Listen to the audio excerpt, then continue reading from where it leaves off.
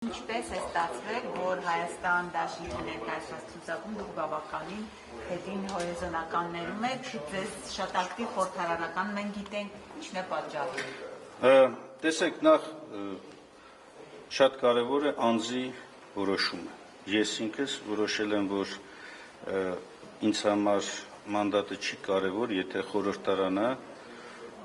այսպիսի տեսք պետք է ունենա, այսինքն եթե քաղաքացիական պայմանագիրը այս ընտրություններում պետք է ստանա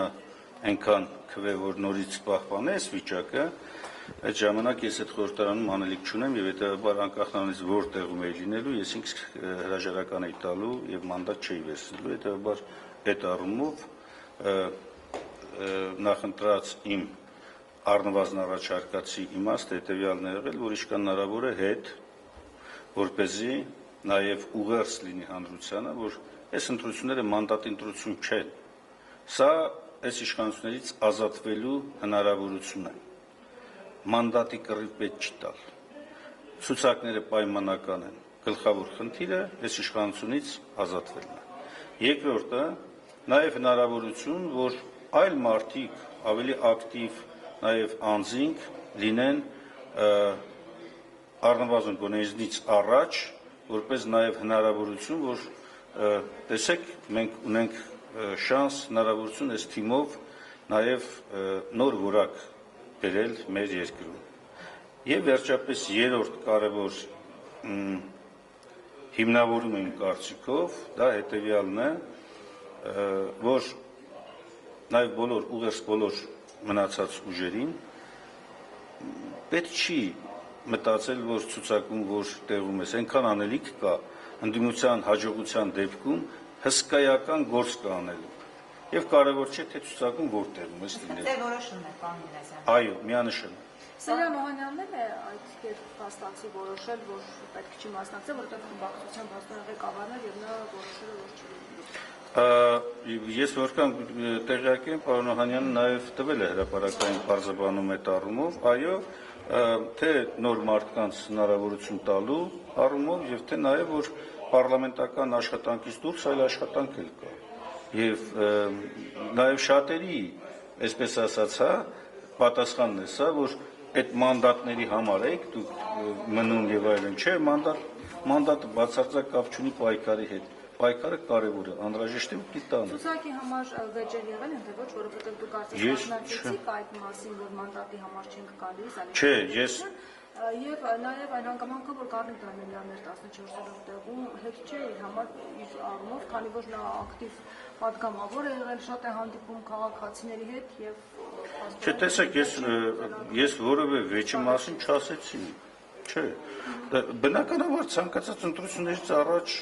նման քննարկումը ինքնին ծավալուն է, դժվար է եւ այլն, բայց վեճի մասին բացարձակ չկա խոսք Ես իմ մասով ասեցի, իմ որոշման մասով եւ համարում եմ, որ նույնիսկ եթե օրինակ օրենքով պահանջվեր, որ համագումարը պետք է հաստատի 50 տեղը, ես խնդրեի, որպեսզի ինձ 50-ում դնեն։ Բայց չուզեցեք հրաժարվեք չլինեք, հանրապես ինչպես օրինակ Հա, դա էլ էր տարբերակ, դա արդեն չկարողացա ընկերների պնդումներին Այդտեղ չէ, այդտեղ արդեն ասեցին, որ դե անպայման գոնե ցանկի վրա ես, որտեղ բոլորն էին դեմ, որ ես հետ տեղերում լինեմ, դա իմ որոշումն է եղել։ Զարմանալի կարող է թվալ շատերին, բայց իրականում չկար երևի տենց մարդ մեր ղեկավար կազմից կամ որ չասես առաջին տեղից ես եմ որոշել Եվ ես համարում եմ, որ շատ կարևոր է նաև այս մշակույթը բերել մեր իրականության մեջ։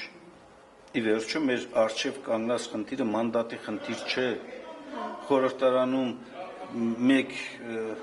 ավել ձայն, մեկ պակաս ձայնի խնդիր չէ։ Այսօր խնդիրը շատ ավելի գլոբալ է, շատ ավելի հստակ է եւ շատ ավելի պարզ է։ Իսկ Գառնիկ Դանիելյանը ինչ է 14-րդ տեղում, քանի որ ամենաակտիվ պատգամավորներից։ Դե միտեղ դիլներ, չէ, իզնից առաջ չեն։ Լավ չի գա։ Պարոն Մինասյան, երեք բարգավաճ Հայաստան կուսակցության։ Ի վերջո ներողություն եմ խնդրում, ի վերջո Չէ, ի վերջո անսահմանափակ չի, չէ, տեղերը։ Եվ դաշինքն էլ իր առանձնահատկությունն ունի, բա ինչ եք կարծում։ Եթե առանձին որպես կուսակցություն մասնակցես, այլ բան է, երբ որ դաշինքով ես մասնակցում, դա այլ բան է։ Ուզում եմ ասել։ Եվ վերջին հաշվում, իսկապես ցանկը էական չի եղել մեր քննարկումներին։ Երեք Գագիկ Ծառուկյանը հայտարարեց, որ Քոչարյանին չէր ընտրելու, կոալիցիա չի կազմելու, եթե չեմ սխալվում, ու ընդհանրապես բոլոր ուժերը նման հայտարարությամբ են հանդես գալիս Ինչ կասեք սա մասին, ինչու է նման պատասխան։ Ես չգիտեմ, չեմ ուզում այս նախընտրական շրջանում ընդդիմադիր դաշտի մյուս խաղացողների վերաբերյալ ինչ-որ բաներ ասել, բայց ես ընդամենը հորդոր ուղղեմ իրենց, որ հարգելիներս գլխավոր խնդիրը նոր քիչ առաջ քննարկումն էր, չէ՞ դա ասում։ Գլխավոր խնդիրը այս իշխանությունից ազատվելն է։ Մի փորձեք մրցակից կամ թիրախ մեզ սարքել։ Այդպես որ նայենք բոլոր ուժերի համար Հայաստան դաշինքը եւ Ռոբերտ Քոչարյանը կամ Դաշնակցությունը թիրախ են անհասկանալի ձևով։ Իշխանության համար հասկանում եմ, իշխանության համար թիրախ են, որովհետեւ իրենք գաղափարական տեսակետից անցած ճանապարհով, փորձառությամբ, այսօրվա եղած քաղաքական ուժերից եւ անձանցից իրանք վախենում են, իրանք, չգիտեմ, գիշերները կարող է իրազեն տեսնում, որ հնարավոր է, որ գա Դաշնակցությունը իշխանության, Քոչարյանը իշխանության, այս դաշինքի իշխանության, որտեղ անխուսափելի է արդարության վրա հիմնված պատասխանատվության պահը։ Օրինական, սահմանադրական կարգով մարդիկ պետք է պատասխան տան իրենց արածների, իրենց ենթադրյալ հանցագործությունների համար,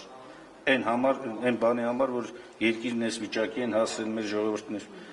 Այդ հասկանում եմ, որ իշխանությունը թիրախավորում է։ Բայց ես կհորդորեմ, որ ընդդիմությունը չանի այդ բանը։ Ընդդիմադիր դաշտում մենք այսօր ունենք այս ներքաղաքական կյանքում մեկ թիրախ։ Այդ թիրախը այս իշխանությունն է։ Այս իշխանությունը չպետք է վերարտադրվի։ Ասում են, տեսեք, եթե Քոչարյանը չլիներ Դաշնակցություն առաջ գնար, օրինակ ընդդիմադիրներից ես շատ լսել եմ, ավելի շատ կլիներ շանսերը անցնելու, իսկ այսպես Քոչարյանը խանգարում է եւ օգնում է Նիկոլի վերարտադրության։ Դա հերթական ձևերից մեկն է դաշինքը թիրախավորելու։ Նույնիսկ եթե այդպես իրենք մտածում են, բայց արդեն ձևավորված դաշինքը կա, դուք ինչի եք դաշինքին հարվածում։ Թեև այդտեղ հարցը ճշմարիտ է դա, թե չէ, այդ պնդումը։ Որովհետև ի վերջո մի ուրիշ բան էլ ձեզ ասեմ։ Դաշնակցությունը ունի իր կշիռը, նախագահ Քոչարյանը իր կշիռը։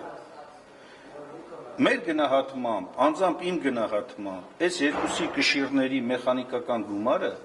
շատ ավելի քիչ է, քան միացյալ դաշինքի կշիռը։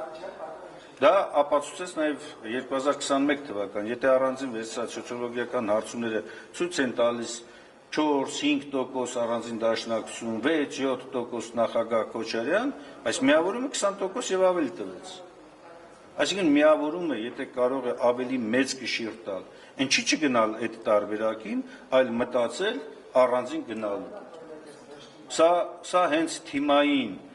կամ համագործակցված աշխատանքի լավագույն ձևերից մեկն է եւ միջազգային ասպարեզում էլ կա, միջազգային փորձում էլ կա, որ դաշինքների ձևավորումը բերում է շատ ավելի մեծ ու դրական էֆեկտի,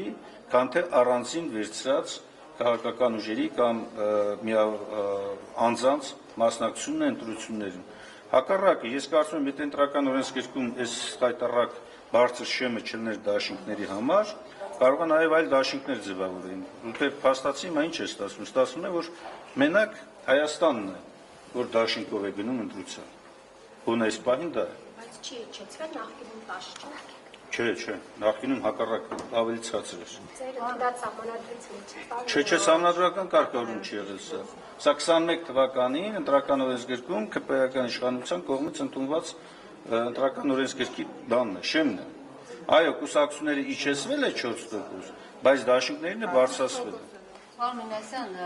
ներկայացման Հայաստան Դաշնքի ներկայացրած ծրագիրը, այդտեղ հստակ շեշտադրում կար նաև սոցիալական ոլորտի, դա ինչպես է պատկերացնում իրականությունը, եւ մի փոքր բարձրաբանենք այն տաքսիստների եւ գյուղտնտեսության ոլորտի աշխատողների ստաժը ինչ մեխանիզմներով պիտի լինի։ Օրենսդրական շատ պարզ է դա, այսօրվա կարգավորումների համաձայն ոչ տողագործ գյուղացիների եւ ոչ էլ տաքսի ծառայություն մատուցող օրինական կարգով, արկային դաշտում գրանցվողների աշխատանք չի համարվում աշխատանքային ստաժ զարմանալիորեն։ Հարկեր վճարում են, բայց ստաժ չեն։ Հիմա տեսեք, ասենք հողագործ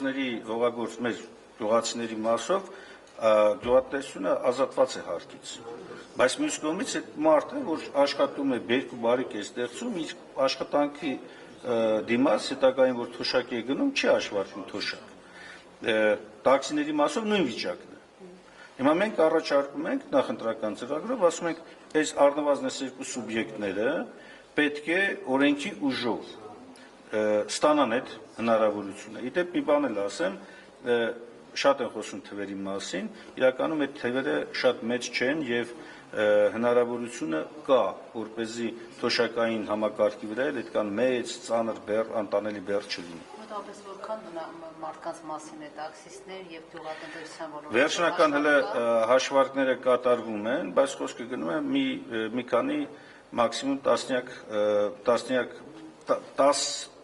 տասնյակ քանի հազար մարդու մասին ձևակերպումը Իսկ մեծ հաշվարկ լինելու է, այսինքն օրենքը ընդունվեց, այդ օրվանից պետք է հաշվի շտաժը, թե պետք է օրինակ կարող են ուսումնասիրել այդ մարդը քանի տարի է աշխատում եւ այլն։ Բնականաբար, չէ, ես մտածեցի հետին տվող փողերը տալը, չէ, հետին տվող փողերը տալը չէ, բայց անձը եթե աշխատել է օրինակ 2010 թվականից օրենք ընդունվեց 26 թվականին կամ 27 թվականին, բնականաբար 10 թվականից սկսած իր աշխատանքային ստաժը հաշվարկվելու է։ Այո։ Բայց ես ներողություն եմ խնդրում, պիտի գնամ, էլի։ Հաբիկ Ծառուկյանի հայտարարության մասին, որ նա ասում է, որ Ռոբերտ Քոչարյանից արդեն հոգնել են, պետք է հետ քաշվի եւ այլն, ինչ կասեք այս մասին։ Ես չգիտեմ, պարոն Ծառուկյանի կարծիքը որտեղից է վերցրել։ Դուք տեսնում եք երկրորդ նախագահի ակտիվ գործունեությունը, աշխատանքը, էնտուզիազմը, եթե հոգնած մարդը Ռոբերտ Քոչարյանն են ուզում ասեն, այդ դեպքում ես չգիտեմ ակտիվ կամ աշխուժ ով է քաղաքական գործիչը։ Եթե նկատի ունեն Նիկոլ Փաշինյանի նման այդ վարկագիծը, այդ վարկագիծ մեր քաղաքական դաշտում փառք Աստծո, որ ուրիշ մեկը չկա։ Ռոբերտ Քոչարյանը ոչ միայն չի հոգնել, Ռոբերտ Քոչարյանը կամ մարդիկ հոգնածություն ասելով ինչ նկատի ունել։ Իրեն արել է, թող հանգստանա։ Արել է, բայց եկան ավիրեցին։ Հիմա պետք է գա, որ կարողանա վերականգնի։ Բա ինչ անենք, թողենք սենց։ Չէ, պարոն Ծառուկյանը լավ կլինի ընտրություններին մասնակցի ընդդիմադիր դիրքերից եւ աջակցի ընդդիմության միասնական ճակատի միջոցով այս իշխանություններին իշխանազրկելու եւ երկիրը նորմալ բնականոն ճանապարհի բերելու հնարավորություն։